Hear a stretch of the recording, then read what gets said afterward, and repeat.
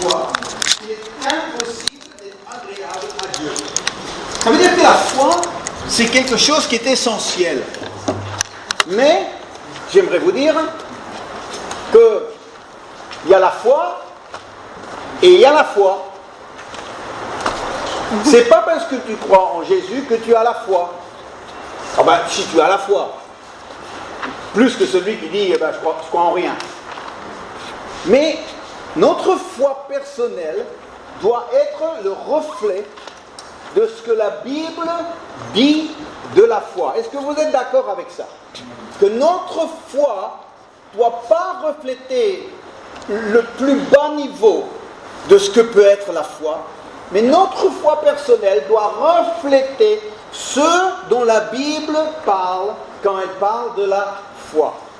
Ce matin, j'aimerais commencer avec vous une série sur la question de la foi. S'il vous plaît, ne me dites pas « j'ai la foi ».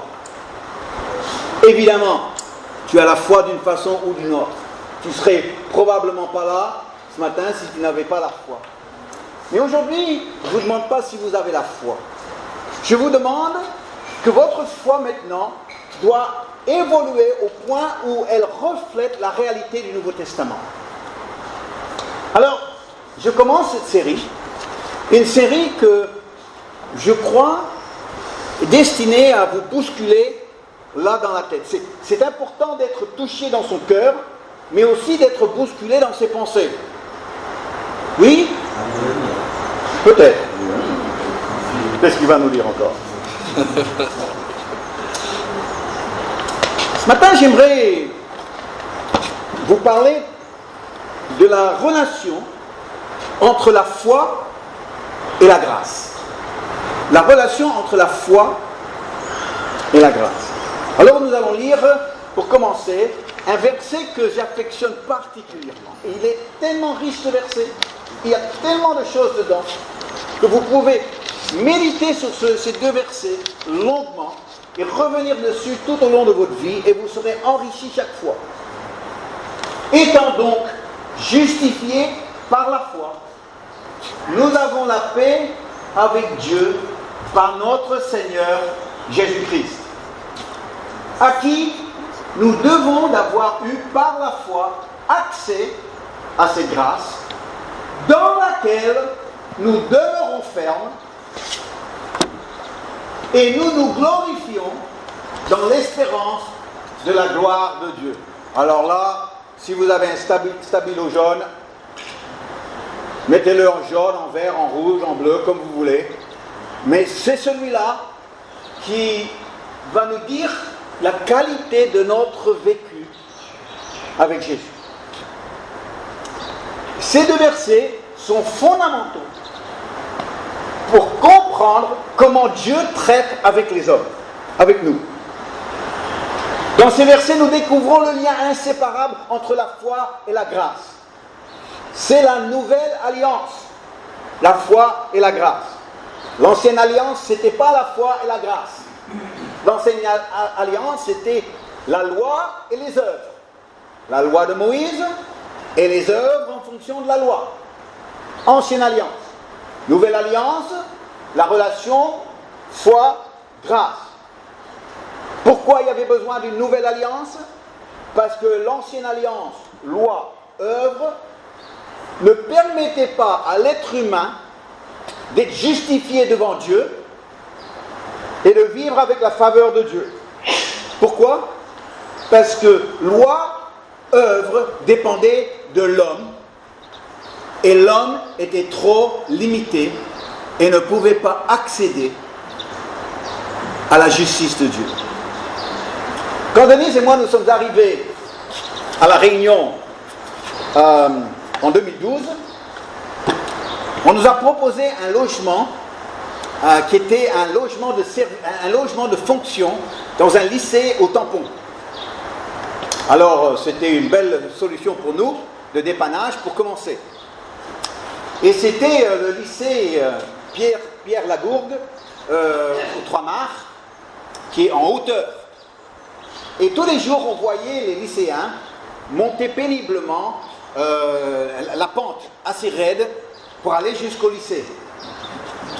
Et un jour, on descendait vers Saint-Pierre et on descend la pente et on voit monter de l'autre côté un jeune qui avait des béquilles et qui essayait de monter la pente, mais le faisait très difficilement avec ses béquilles pour aller à l'école, pour décrocher son bac. Je dis, dis donc, ce jeune, il a du courage, il a du mérite, et il avait du mal, mais il voulait son bac. L'Ancien Testament, l'Ancienne Alliance, ce serait de dire à ce jeune, est-ce que tu veux ton bac? Ah oui. Bon, on te donnera ton bac si tu montes depuis Saint-Pierre jusqu'à la plaine des Cafres avec tes béquilles.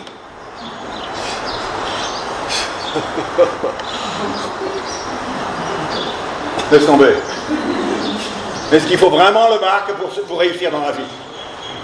Quelque part, on lui demande quelque chose qu'il veut, oui, mais après les conditions qu'on lui met deviennent impossibles. C'est pas possible pour un jeune qui a des problèmes de jambes et qui a besoin des béquilles de lui demander de monter de Saint-Pierre jusqu'à la plaine des Cafres avec ses béquilles. C'est pas possible. Et l'Ancienne Alliance, c'était ça, c'est de lui dire, est-ce que tu veux ça? Oui. Eh bien voilà les conditions. Alors tu dis, ah non, c'est plus possible.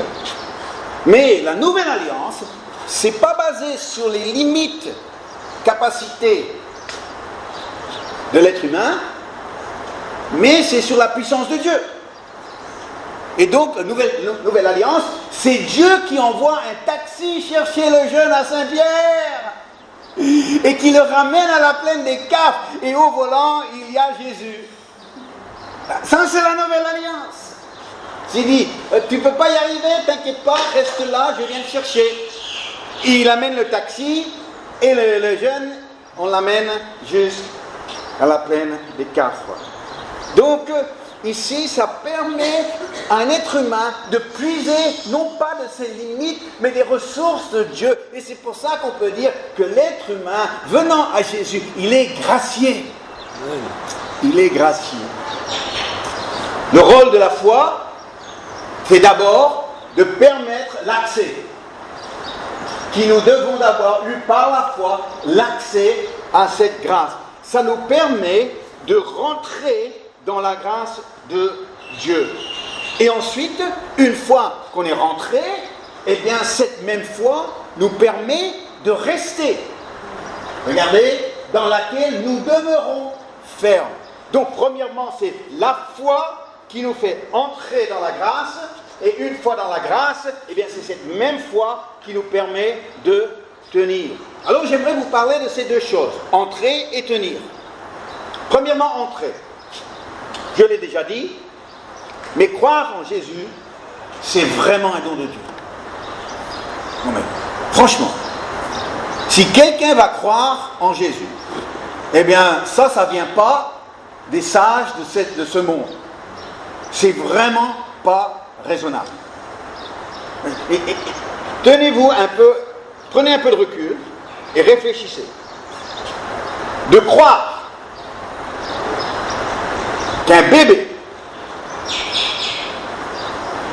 né dans la pauvreté, dans la campagne, il y a 2000 ans, puisse être le fils du Dieu qui a créé toute la création. Et maintenant, le Dieu créateur du ciel et de la terre, eh bien, il est dans ce petit bébé. C'est de la folie, ça, croire à ça. Non, mais franchement, on nous demande de croire quelque chose qui est complètement fou. Et en plus, c'est pas fini. Ce bébé va grandir, hein. Il va fréquenter des bandits et va mourir avec eux. Et apparemment, cette mort horrible, épouvantable, eh bien cette mort a été conçue pour pardonner l'humanité de son péché. Non mais vous nous prenez pour quoi? C'était Christophe. Il y a parfois des amens mal placés, je trouve. Ah, c'était Farid, il avoue tout. Mes excuses, Christophe. Et après, on nous dit qu'il est ressuscité de la mort?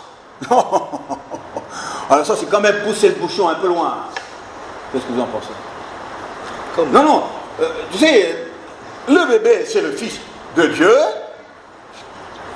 Il est mort sur une croix, abandonné de tous, mais par ce billet, eh bien, on est pardonné nos péchés et on a l'accès au ciel. Et en plus, il va ressusciter, et par sa résurrection, eh bien maintenant, nous allons vivre pour toujours.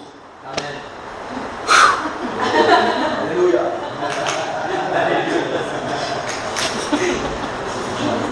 Non, mais si vous croyez ça, eh bien, ça c'est un don de Dieu. Amen. C'est un don de Dieu. Tu ne peux pas arriver à ça avec ta logique personnelle humaine. Tu ne peux pas. Tu ne peux pas. Si tu crois à ça, c'est parce que Dieu a fait quelque chose dans ton cœur qui t'a permis de recevoir le don de la foi. Et quand tu as reçu le don de la foi, eh bien, ça ouvre la perspective à un autre don. C'est le don de la grâce.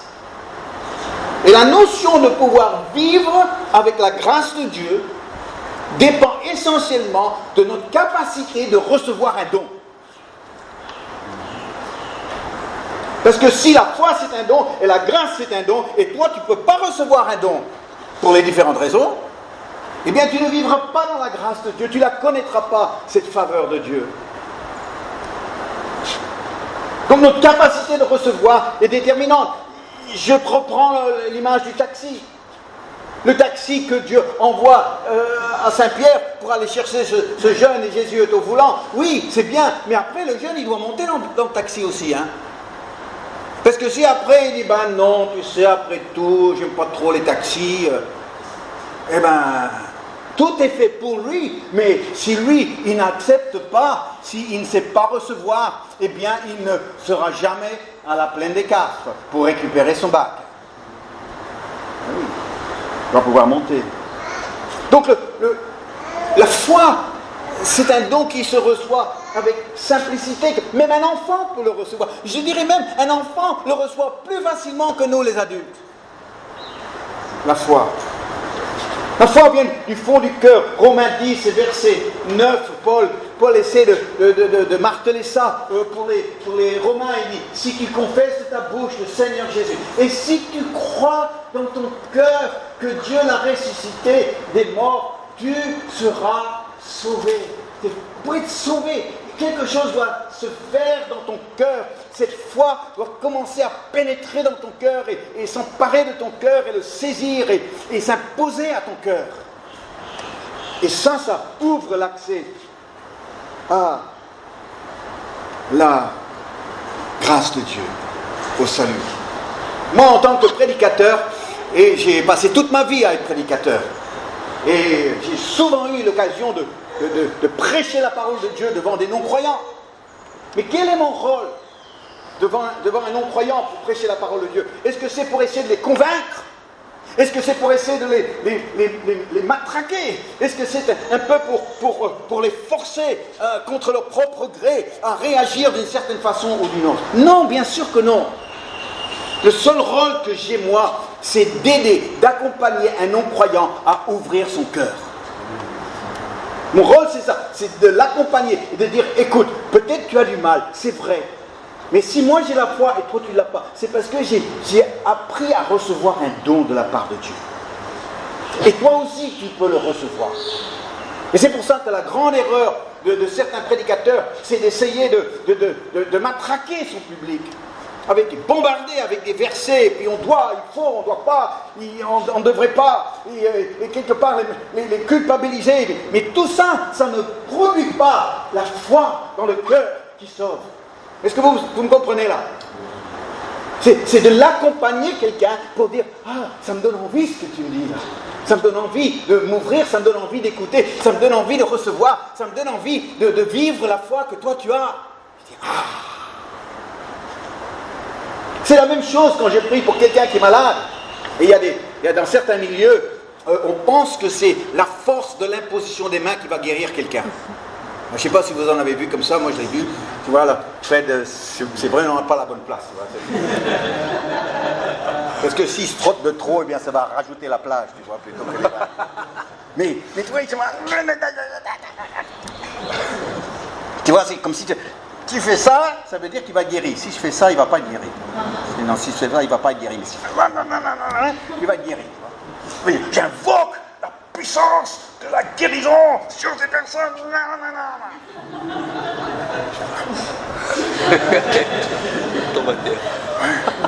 Alors comment tu te sens? Mal. Oh. J'ai pas assez crié. Dieu guérit. C'est un don. Moi, mon rôle, c'est de prier avec la personne pour que la personne reçoive. Pas que Dieu donne. Dieu a donné. Pas que Dieu donne. Recevoir. Vas-y, laisse le Saint-Esprit venir maintenant. C'est ça. Reçois cette guérison qui entre en toi, qui va jusqu'au plus profond de ton corps. Voilà, le Saint-Esprit est en train de le faire maintenant. Merci Seigneur. Recevoir un don. Afin qu'en recevant le don de la foi, tu reçois le don de la grâce. Alléluia. Mais une fois entré dans la grâce, par le biais de la foi, l'accès, on revient, dans un instant on reviendra. Mais maintenant, une fois qu'on est là, une fois qu'on croit en Jésus, une fois qu'on a reçu le salut parce que la foi nous a amenés jusqu'à dans la grâce, et maintenant la grâce est venue nous rencontrer, maintenant il faut rester dans la grâce. Et là, on a un verset, Hébreux 6, verset 19, qui nous donne une belle image, une très belle image, qui va nous aider spirituellement dans notre vie, j'espère. Je dis ici, cette espérance, il nous parle de l'espérance, nous la possédons comme une encre de l'âme, sûre et solide, il pénètre au-delà du voile parlant du ciel. L'encre. Ici, il parle de la vie éternelle, c'est l'espérance, notre espérance de tout ce que Jésus a promis, est comme une encre, je m'ancre dans l'éternité. Ça veut dire que je suis bien attaché, accroché à l'éternité. Ça veut dire que je peux gérer tous les aléas et les vagues et puis tout ce qui pourrait essayer de me déplacer. Mais l'encre me tient tout au long de ma vie. Cette espérance me tient dans l'éternité tout au long de ma vie. L'encre. La foi est une encre qui nous accroche dans la grâce de Dieu dans cette vie. La foi est une encre. À Paris, j'avais une barque de pêche. Le lundi, j'allais à la pêche, je mettais ma barque à l'eau, et puis je passais 4 heures sur l'eau. Mais je choisissais mon poste de pêche, là où je pensais que j'allais prendre le beau brochet. Le problème, c'était qu'il y avait la marée, il y avait les courants, et il y avait le vent.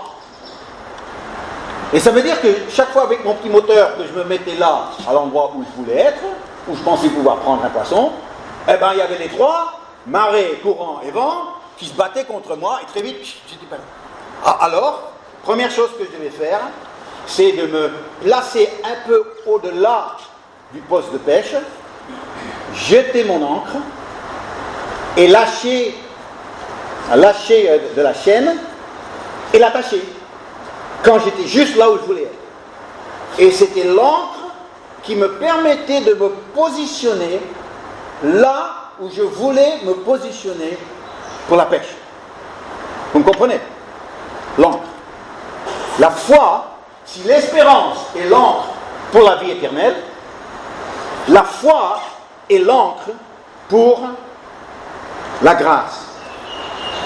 Pourquoi? Parce que dans la vie, on arrive avec la foi et on rentre dans la grâce, mais il y a des marées, il y a des courants, il y a des vents qui vont nous déplacer, nous enlever de notre position.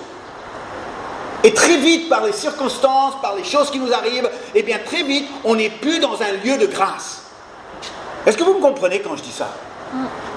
On l'était, on s'est positionné, mais on n'a pas pu gérer les forces qui sont contre la grâce de Dieu dans notre vie et qui vont essayer de nous positionner autrement en dehors de la grâce. Et c'est pour ça qu'il faut avoir cette foi qui est plus forte que les forces qui viendront contre nous. On va remettre Romains 5, versets 1 à 2, parce que ici, l'expression que Paul va utiliser, c'est une expression très forte d'être fixé dans ta position. Étant donc justifiés par la foi, nous avons la paix avec Dieu par notre Seigneur Jésus-Christ, à qui nous devons avoir par la foi l'accès à cette grâce, dans laquelle nous demeurons fermes. Nous restons sur ce poste de pêche. Il y a des forces contre nous qui vont tout faire pour nous pousser et nous éloigner de ce poste-là.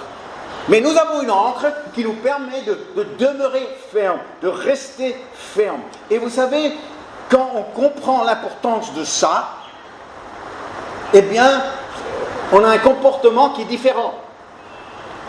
Vous êtes dans les hauts. C'est l'hiver.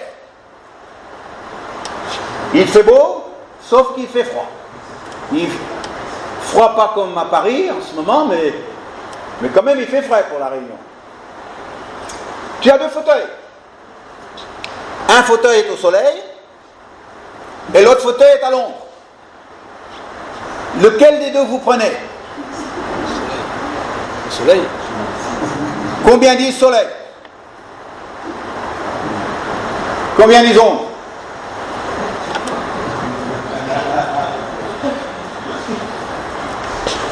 C'est vrai? C'est à l'ombre. Ah bon, c'est... Ah ouais, là bon. Écoute, moi je suis australien, moi je prends le soleil. Hein. On se positionne en fonction de ce qu'on veut. C'est ça, hein, on se positionne, on fait un choix, on dit il y a un fauteuil au soleil, un fauteuil à l'ombre, j'ai besoin de me réchauffer, j'ai froid, je me mets au soleil. On fait un choix en fonction de là où nous voulons nous positionner. Bon, comme je vois que Laurence et Yvonne sont un peu contrariantes ce matin. Vous êtes à Saint-Pierre, les filles. On est en plein mois de janvier. Il fait une chaleur étouffante. Vous êtes au centre-ville, vous avez des courses à faire, vous devez vous acheter une nouvelle paire de chaussures. D'un côté de la rue est ensoleillé, le trottoir est ensoleillé. L'autre trottoir de l'autre côté est à l'ombre. Lequel vous choisissez? Ah, j'étais sûr que vous allez dire au soleil. Juste pour cet esprit de contradiction. Mais là, tout de suite, on voit les gens, tout de suite. Qui sont ceux qui marchent au soleil à Saint-Pierre? Personne. Ils ont tous de l'autre côté quand il y a l'ombre. Pourquoi? On se positionne pour être là où on veut être, pour pouvoir recevoir le bénéfice du positionnement que nous avons choisi. Et on se positionne également par rapport à la grâce de Dieu. Est-ce que vous vous êtes positionné dans votre vie par rapport à la grâce de Dieu? Est-ce que vous avez choisi d'entrer? Oui, vous avez connu le salut. Mais maintenant, est-ce que vous poursuivez votre vie chrétienne en vous positionnant systématiquement, régulièrement dans la grâce de Dieu, jour après jour, après jour, après jour? Voilà ma question. Parce qu'il y a si contre ma barque, il y avait trois forces qui jouaient, les marées, le courant et le vent, je peux vous dire qu'il y a trois choses qui vont essayer de positionner nous dans la vie hors de la grâce de Dieu. Trois choses. La première, c'est les obligations et les habitudes religieuses. Je fais les choses par obligation, par culpabilité ou par habitude. Je ne les fais pas par amour. Je ne les fais pas par passion. Je ne les fais pas par désir de plaire à Dieu. Je le fais par obligation, culpabilité, habitude. Moi, quand j'étais enfant, on m'a dit que de ne pas aller à l'église le dimanche matin, c'était un péché mortel. Ah non, on m'a dit ça. Ça m'a vraiment impressionné. Hein. Moi, j'avais pas envie d'aller en enfer. Ah non. Alors bon, moi j'allais parce que péché mortel, quand même pas. Peut-être petit péché, d'accord, mais gros, non. Et alors j'allais, mais toujours avec dans la tête, si j'y vais pas, grave. Et ça a duré toute mon enfance. Et c'est vrai que je suis allé à l'église toute mon enfance et toute ma jeunesse, avec cette pensée dans ma tête, jusqu'au jour où Jésus a touché mon cœur, jusqu'au jour où je suis tombé amoureux de Jésus, où j'ai découvert sa présence, j'ai découvert sa famille, j'ai découvert la louange, j'ai découvert sa maison. Et là, quand j'ai découvert ça, il n'y avait rien qui pouvait me retenir. J'étais à l'époque déménageur, je venais de remplir... Pourquoi vous riez? J'étais déménageur. Et puis, moi je disais aux gars, lundi soir c'était ma réunion, je venais de remplir du Saint-Esprit, j'étais bouillant, j'avais le feu, pas autant que j'ai maintenant, mais ça avait déjà bien commencé. Et puis, on était là, on était vraiment cracra, on venait de déménager des meubles, des pianos à queue, des frigos. Moi je disais, les gars, débrouillez-vous, à 18h je vous quitte, j'ai une réunion de prière. Ils faisaient... Ils se moquaient de moi, ils m'appelaient même Jésus. C'est vrai que j'avais la barbe, c'est vrai. Et puis là, moi je leur disais, lundi matin, les gars, il faut terminer pour 18h, je vous quitte à 18h. Alors ils rigolaient. Sauf qu'ils rigolaient moins quand 18h, je partais. Et je leur laissais faire finir. Et là, ils rigolaient moins. Et moi, j'arrivais à ma réunion de prière en tenue de déménageur. Alléluia, gloire à Dieu, gloire. Pourquoi? Parce que je voulais pas aller en enfer? Ah non, parce qu'il y avait un feu qui brûlait dans mon cœur. Et la maison de Dieu est tellement importante pour moi, d'être dans la présence de Jésus, d'être avec mes amis et de louer Dieu et de chanter ces chants. Et le chant que j'aimais chanter à l'époque, là, oh là là, à travers ma transpiration et puis la saleté de la journée, je disais, viens esprit du Dieu vivant. Vous connaissez celui-là? Sois le maître en moi. Oh, j'aimais chanter celui-là. Est-ce qu'on pourrait chanter? Viens, esprit du Dieu vivant. Ah, merci. Viens, esprit du Dieu vivant. Sois le maître en moi. Ah, là. Et quand j'étais étudiant et j'ai découvert les réunions charismatiques pour la première fois, où il y avait la loi, la prédication qui était forte, puissante, qui me remuait les tripes. Moi, j'étais étudiant à la fac. Et bien, quand j'ai découvert ça, tous les dimanches soirs, j'étais comme ça. Pourquoi? Eh bien, parce qu'il y avait la foi, la grâce qui s'est mélangée dans ma vie. Et puis, je ne voulais pas louper la moindre chose. Et fini! Si tu ne vas pas, tu vas en enfer. Fini ça! Quand c'était la foi qui me donnait accès à la grâce, eh bien c'est la foi qui me tenait dans cette grâce. Jusqu'à aujourd'hui. La deuxième chose, qui va essayer de nous pousser hors de la grâce de Dieu, c'est la suffisance. C'est une maladie chrétienne, la suffisance. Je connais les versets. Oh, ça fait longtemps que je lis la Bible maintenant. Je crois avoir tout entendu. En tout cas, j'ai tout lu. Plusieurs fois. Ah bon? Donc, tu n'as plus besoin de Dieu, quoi. C'est ça ce que tu es en train de dire. Si, bien sûr. Surtout quand il y a une fille qui me tombe dessus, oui. Mais sinon, c'est bon. Tu sais, quand on a fait le tour. Quand on a fait le tour. Tu as fait le tour de Dieu. Tu as fait le tour de sa volonté. Tu as fait le tour des mystères du royaume. Tu as fait le tour. Oui, non, mais tu sais, oui, on a tous des choses à apprendre encore, bien sûr. Eh bien, moi, je trouve tout de suite l'histoire remarquable du pharisien et du publicain. Est-ce que vous connaissez ça? Dans Luc chapitre 18, le verset 9 à 14. Luc 18, verset 9 à 14. Regardez le problème. Regardez le problème entre ces deux messieurs. Un était très fidèle à sa religion, il n'a pas eu la grâce. L'autre, il était un homme de mauvaise vie, il a eu la grâce. Il dit encore cette parabole en vue de certaines personnes se persuadant qu'elles étaient justes et ne faisant aucun cas des autres. Deux hommes montèrent au temple pour prier. L'un était pharisien et l'autre publicain. Le pharisien, debout, priait ainsi en lui-même, il priait à lui-même, « Ô Dieu, je te rends grâce de ce que je ne suis pas comme le reste des hommes. » Il se prend pour qui? « Je te rends grâce de ce que je ne suis pas comme le reste des hommes, qui sont ravisseurs, injustes, adultères, ou même comme ce publicain, là au fond, là avec Ramon. »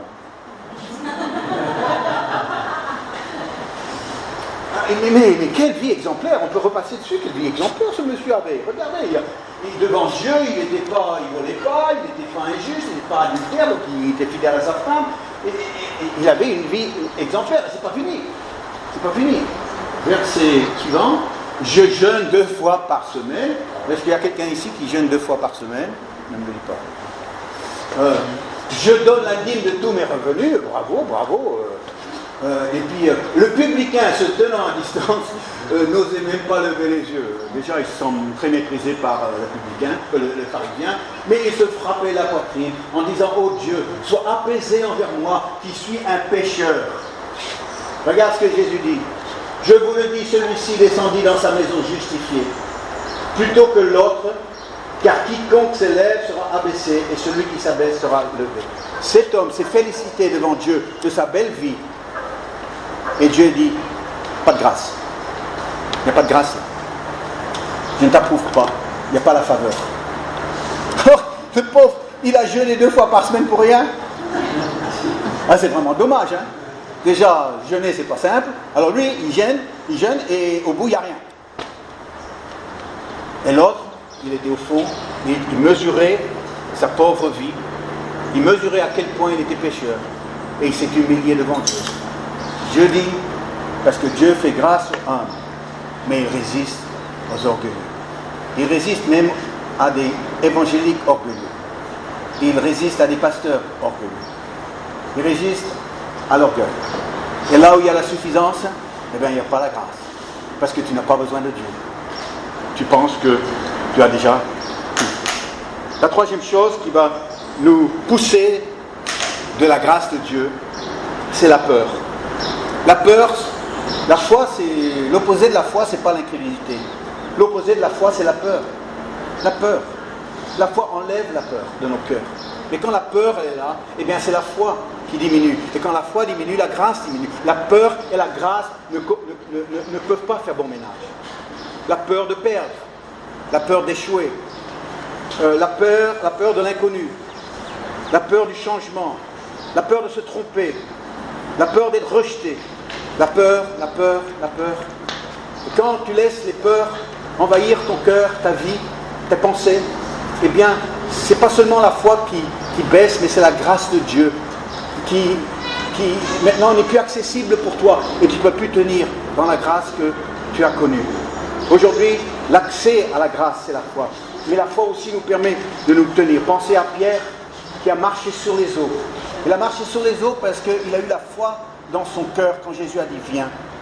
Mais dès qu'il a commencé à quitter des yeux Jésus et porter son regard sur les vagues, la peur a gagné la foi. Et là, eh bien, la grâce qu'il vivait en marchant sur l'eau a disparu. Et il a commencé à plonger. Comprendre comment demeurer dans l'état de grâce, de vivre dans l'état de grâce. Ce que je vous enseigne ce matin, j'essaie de le vivre sur le plan personnel tous les jours. Aujourd'hui, il y a une notion d'accès et de tenir ferme qui est très concrète. J'aimerais que vous utilisiez votre imagination. Imaginez sur le sol, ici, il y a un cercle qui est dessiné. Et on va appeler ça l'état de grâce. Je peux vivre, moi, en dehors de cet état de grâce, avec le désir d'y entrer, sans y entrer. Je peux vivre ma vie et m'habituer à vivre sans la grâce de Dieu. On s'habitue à vivre sans la grâce de Dieu. Vous voyez ? Si aujourd'hui, dans votre vie, Dieu ne fait rien, vous pouvez vous habituer à une vie où Dieu ne fait rien. Parce que vous ne le cherchez pas. Vous n'êtes pas rentré dans cet état de grâce. Vous pouvez observer d'autres personnes qui vivent dans cette grâce et quelque part avoir une certaine jalousie en disant « Oh là là, qu'est-ce qu'ils sont bénis ces gens-là, j'aimerais pouvoir vivre ça aussi. » Tu peux même prier « Seigneur, s'il te plaît, déplace le cercle jusqu'ici. Seigneur, s'il te plaît, tu nous as demandé de prier, eh bien je te prie, Seigneur, déplace l'état de grâce pour qu'il m'environne. » Et Dieu te dit non. Ce n'est pas l'état de grâce qui va se déplacer, c'est toi qui dois te déplacer pour entrer par l'accès qui a été donné, pour que tu puisses entrer et rester là, jour après jour, circonstance après circonstance. Tenir ferme contre tous les vents, les marées, les courants qui viennent pour te déplacer, pour te dépositionner. Mais tu tiens bon. Pourquoi? Parce que c'est là où tu veux vivre. C'est là où tu veux vivre. Comme je vous l'ai dit tout à l'heure, c'était en 2012 que Denise et moi sommes arrivés à La Réunion. Et pendant un an, avant notre départ d'Australie, eh bien, on a eu ce projet de venir à La Réunion. Mais ce n'était pas parce qu'on avait le projet de venir qu'on y était. On a vécu avec ce projet, sans la réalité, pendant un an. Jusqu'au jour où on est monté dans un vol Air Austral à l'aéroport de Sydney. On est monté dans cet avion et tout autour de nous, c'était un décor réunionnais. L'avion avait les couleurs réunionnaises, les hôtesses de l'air étaient réunionnaises. Est-ce qu'on était à La Réunion? Non. Ça nous donnait envie, ça nous donnait un avant-goût, mais on n'était pas encore à La Réunion. Mais maintenant, on avait le moyen pour se rendre à La Réunion, pour réaliser le projet. Et alors, l'avion a décollé, on a fait les 11 heures de vol de Sydney jusqu'à La Réunion, c'était le dernier vol direct Australie-Réunion en fait. Et on est descendu à Gilo. Il y avait la mer, il y avait la montagne, il y avait les odeurs de la cuisine créole. Maintenant, on était à La Réunion.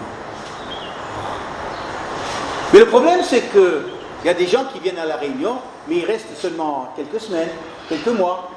Ils ne peuvent pas rester. Mais si la foi était pour moi l'avion qui m'a amené jusqu'à La Réunion, la foi a été aussi pour moi mon passeport français. Parce que mon passeport français me disait « Vincent, tu peux vivre là.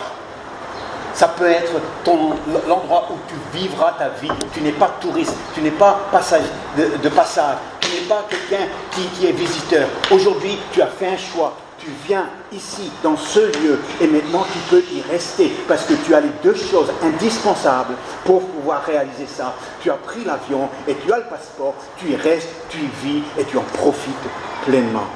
Alléluia. Aujourd'hui, je vous invite à faire un choix pour vos vies. Comprenez qu'autour de vous, il y a des forces qui pèsent sur votre quotidien, qui pèsent sur votre vie spirituelle. Il y a des choses qui sont là, qui ne facilitent pas les choses, qui vont vous ramener d'abord facilement vers le côté habitude, qui vont vous amener facilement vers une notion de suffisance dans votre vie de prière, dans votre vie spirituelle, qui vous amène vers peut-être des peurs qui vont dominer. Et aujourd'hui, il y a un choix à faire. J'ai dit, moi, ce que je veux, je veux vivre Romains 1 et 2. Je veux avoir accès à cette grâce et une fois que je suis dedans, je veux y rester. Je suis entré par la foi dans le salut, mais maintenant, je veux rester. Ça veut dire qu'aujourd'hui, la grâce de Dieu va se manifester pour moi.